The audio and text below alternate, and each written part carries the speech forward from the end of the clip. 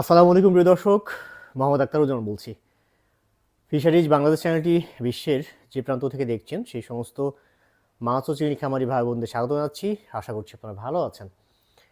ভিডিওটি একটু ব্যতিক্রম, অনেকেই তথ্যটা হয়তো জানেন না। সেটা হচ্ছে যে জুপ্লাঙ্কটন কিভাবে আপনার নার্সারি পুকুরের শত্রু হতে পারে, এরকম একটা বিষয়, নার্সারি পুকুরের জন্য সমস্যা তৈরি করতে পারে, সেই বিষয় নিয়ে একটি ভিডিওটি খুব গুরুত্বপূর্ণ, কারণ যেহেতু এখন নার্সিং সময় শুরু হতে যাচ্ছে, বা বাংলাদেশ ইন্ডিয়ার যে মানে মৎস্য খামারি যারা আছেন তাদের যে বিষয়টা, সেটা হচ্ছে যে এই সময়টাই সাধারণত, এই যে সময়টা এখন শুরু হচ্ছে, এই সময় সাধারণত নার্সারি পুকুর বা নার্সারি প্রস্তুতি বা নার্সারিতে রেণুপোনাটা আসলে পালন করে থাকেন।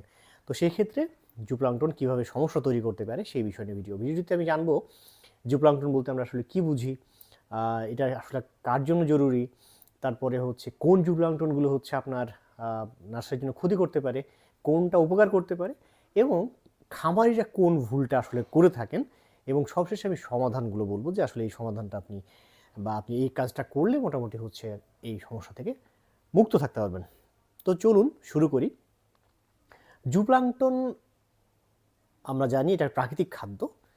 প্রাকৃতিক খাদ্য হচ্ছে, বুঝতে পারছেন, মাছে যে মানে পুকুরে যে খাবারটা প্রাকৃতিকভাবেই তৈরি হয়ে থাকে, যেটা মাছ খায় সাধারণত, এই প্রাকৃতিক খাদ্যের মধ্যে জুপ্লাঙ্কটনটা হচ্ছে প্রাণীজ ছোট ছোট কণা, যেগুলো হচ্ছে আপনার মাছ মানে খায়।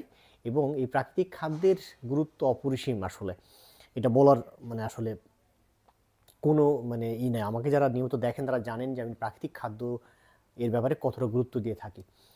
তো এই হচ্ছে আপনার ব্যাপার। আরেকটা হচ্ছে যে নার্সারি পুকুর তো সাধারণভাবে বুঝতে পারছেন, যেখানে আপনি পোনা নিয়ে এসে একটা ছোট পুকুরে কয়েকদিন পালন করার পরে তখন হচ্ছে আপনি চাষকৃত যে মানে চাষের যে পুকুর, সেখানে আপনি পোনাটা মানে রেগুলার ট্রান্সফার করে থাকেন। তো এই নার্সারি পুকুরটা হচ্ছে, যেহেতু এখন সময়, আমি আগেই বলছিলাম যে সময়টা আসলে নার্সারির সময় চলছে বা নার্সারি পুকুর আমাকে প্রস্তুত করছেন, সো ভিডিওটা আপনি আগে থেকে আপনার জানতে হবে। তো এটা গেল। আরেকটা হচ্ছে সেটা হলো যে কেন মানে জুপ্লাঙ্কটন কেন ক্ষতি করতে পারে, কেন শত্রু হতে পারে, এই বিষয়টা একটু বলি।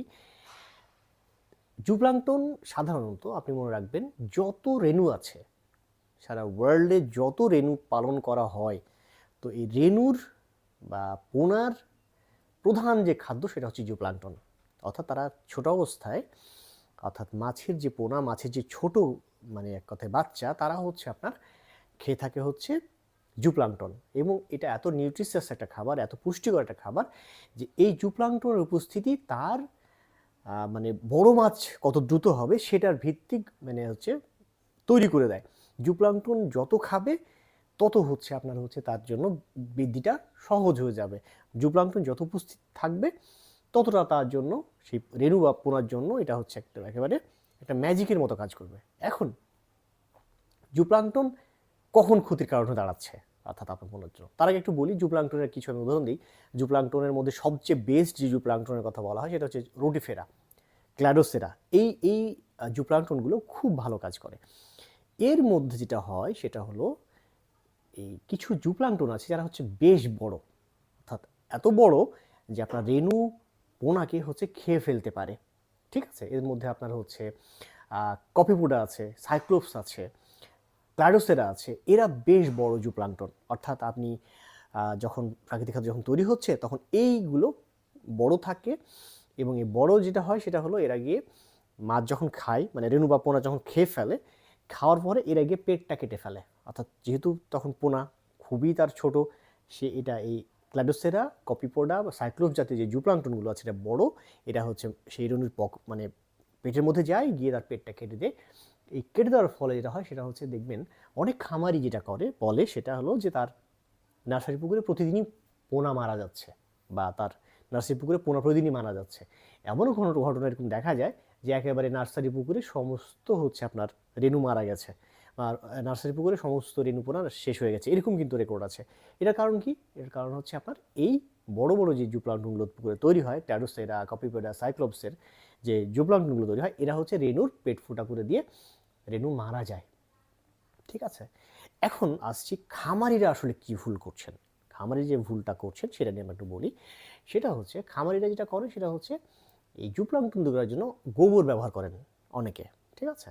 এই গোবরটা হচ্ছে একটা ব্যাপার যেটা আপনি সঠিক ডোজ মানে আপনি মেনটেন করতে পারছেন না, আর অতিরিক্ত মাত্রায় হচ্ছে আপনি মানে দেখা যাচ্ছে পরিমাণের চেয়ে বেশি দিয়ে ফেলেছেন, স্বাভাবিকভাবে পুষ্টিমানটা বেশি হলো, দ্রুত হলো জুপ্লাঙ্কটন গ্রো করলো, মানে এই আপনার ক্লাডোসেরা, কপিপোডা বা সাইক্লোপস জাতীয় যে হচ্ছে আপনার জুপ্লাঙ্কটনগুলো আছে, তো এরা হচ্ছে দ্রুত যখন মানে বড় হয়ে গেল, এরা হচ্ছে পোনার পেটে গিয়ে হচ্ছে পোনাটার পেটটা কেটে ফেলছে। ইউরিয়া টিএসপি এগুলো দিয়ে তো অনেকে তৈরি করছেন, ঠিক আছে?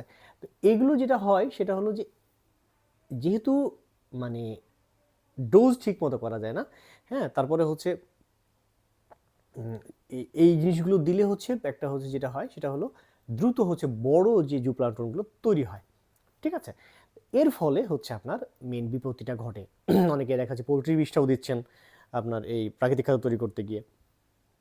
নার্সারি পুকুরে এই গোবর বা পোলট্রির বীজটা, ইউরিয়া টিএসপি এগুলো অ্যাভয়েড করতে হবে, একদম প্লেন অ্যান্ড সিম্পল, ঠিক আছে? কারণটা হলো আপনি কোনো মতেই জুপ্লাঙ্কটন তৈরি করার জন্য সাধারণত জৈব সারের কথা মানে ব্যবহার করার জন্য বলে, যে জুপ্লাঙ্কটন আপনি তৈরি করবেন পুকুরে তখন হচ্ছে আপনি জৈব সার ব্যবহার করবেন। তো জৈব সারের মধ্যে গোবর আছে, আপনার অনেকে হচ্ছে পোলট্রির বীজটা ব্যবহার করছেন। এগুলো পোলট্রির বীজটা তো একেবারে মানে চিংড়ির জন্য, চিংড়ির খামারে একেবারে ব্যবহার নিষিদ্ধ, কারণ অ্যান্টিবায়োটিক থাকে। এখন গোবর যেটা গরুর যে গোবর, সেখানে আপনার খুবই স্বাভাবিক একটা বাংলাদেশে এখন মানে গরু খামার পাওয়া যাবে না যেখানে হচ্ছে আপনার অ্যান্টিবায়োটিকটা দেওয়া হচ্ছে না, হ্যাঁ? অ্যান্টিবায়োটিক দেওয়া গোবর মানে অ্যান্টিবায়োটিক দেয়া যে গরু, অ্যান্টিবায়োটিক দিয়ে পালন করা যে গরু, তার গোবরে অবশ্যই অ্যান্টিবায়োটিক থাকবে। সো এটা একেবারে রেণুপোনাকে ধ্বংস করে ফেলবে, রেণুপোনার জন্য একটা বিশাল ঝামেলা তৈরি করবে। এখন এইটাই হলো সবচেয়ে বড় সমস্যা, এই দ্রুত জুপ্লাঙ্কটনগুলো তৈরি হয়। এখন সমাধানটা কি? আমরা যদি সমাধানের কথা আসতে চাই বা বলতে চাই, তাহলে যে আমার পোনা খাবে না মানে রেণুটা খেয়ে ফেলবে না, এরকম রেণু বাঁচবে, এরকম একটা বিষয়টা যদি বলতে চাই, তাহলে আপনার প্রথম কাজ হচ্ছে যেটা, সেটা হচ্ছে যে অবশ্যই আপনি রেণুটা মজুত করবেন। আপনি এমনভাবে রেণুটা মজুত মানে করে রাখবেন, কালেক্ট করে রাখবেন যেন 4 থেকে 5 দিন, প্রাকৃতিক খাদ্য তৈরি হয় 4 থেকে 5 দিনের মধ্যে আপনি হচ্ছে রেণু পুকুরে দিয়ে দিতে পারেন। মানে নার্সারি পুকুরে 4 থেকে 5 দিন মানে প্রাকৃতিক খাদ্য তৈরি হলো, তার 4 থেকে 5 দিনের মধ্যেই হচ্ছে আপনার, অর্থাৎ জৈব সার দিলেন, জৈব সার দেওয়ার পরে হচ্ছে আপনি 4 থেকে 5 দিনের মধ্যে অবশ্যই রেণু পোনা মজুত করবেন। তাহলে কিন্তু এই অনেক বড় জুপ্লাঙ্কটন জন্ম নিয়ে সেটা রেণুর বা পোনার পেটে গিয়ে পেট কাটার সম্ভাবনা থাকবে না। এখন কী দিয়ে তৈরি করবো যদি বলি, যে আমি কী দিয়ে আসলে তৈরি করতে চাই এই জুপ্লাঙ্কটন, তাহলে আমি বলবো মানে আমার যেটা রিকমেন্ডেশন সেটা হচ্ছে প্ল্যাঙ্কটোজেন। প্ল্যাঙ্কটোজেন নামে একটা প্রাকৃতিক খাদ্য উৎপাদনকারী হচ্ছে একটা প্রোডাক্ট পাওয়া যায় ভেটেরিনারি ওষুধের যে দোকানগুলো আছে সেখানে আপনারা খুঁজতে পারেন। তো এই প্ল্যাঙ্কটোজেন হচ্ছে আপনার সঠিক ডোজ মতো ব্যবহার করলে আপনি পারফেক্ট মানে যতটা লাগবে, যে মানের লাগবে আপনার, সেই জুপ্লাঙ্কটনগুলো তৈরি হবে, ফাইটোপ্লাঙ্কটন তৈরি হবে, যেটা হচ্ছে আপনার ওভারঅল এই নার্সারির পুকুরে প্রাকৃতিক খাদ্য বজায় রাখতে সাহায্য করবে, এবং অতিরিক্ত এইগুলো বাড়বে না, জুপ্লাঙ্কটনগুলো বাড়বে না, আপনার পোনার পেট কাটার কোনো সম্ভাবনা নাই। তো এই মোটামুটি আজকের ভিডিও। আপনাদের এই ভিডিও সংক্রান্ত বিষয়ে যদি কোনো প্রশ্ন থাকে তাহলে কমেন্ট সেকশনে গিয়ে কমেন্টস করুন, আমি চেষ্টা করবো আপনাদের প্রশ্নগুলোর উত্তর দেওয়ার জন্য। ভিডিওটি ভালো লাগলে চ্যানেলটি সাবস্ক্রাইব করুন, বেশি বেশি শেয়ার করবেন ওই সমস্ত খামারি ভাইদের কাছে যাদের কাছে এগুলো তারা উপকৃত হবেন। ভালো থাকবেন, দেখাবো অন্য কোনো দিন অন্য কোনো ভিডিও নিয়ে। সে পর্যন্ত আল্লাহ হাফেজ।